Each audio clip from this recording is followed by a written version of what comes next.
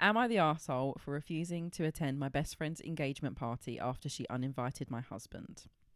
So we have two sort of updates. I think this next one is kind of more clarification, so it gives us a bit more context. So this was the day after the original post.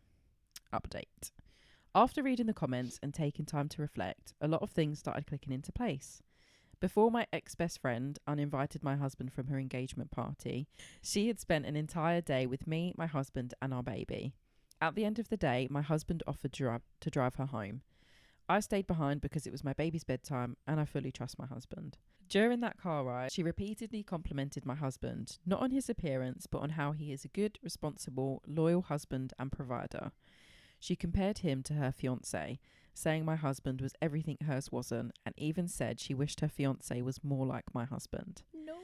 At the time, my husband didn't read much into it. However, after she later uninvited him and I explained the situation to him, that moment immediately stood out to him as inappropriate in hindsight.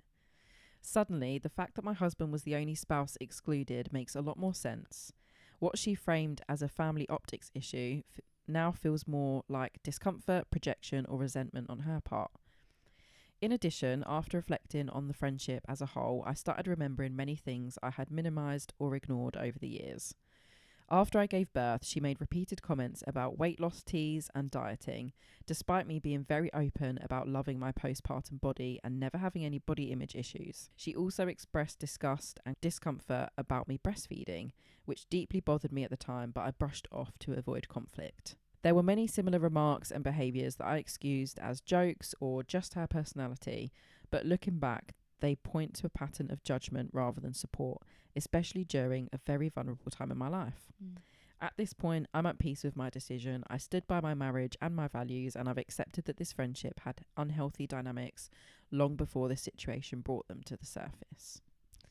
Oh so my that's gosh. like a bit of context. So that's a whole other, that's a frenemy.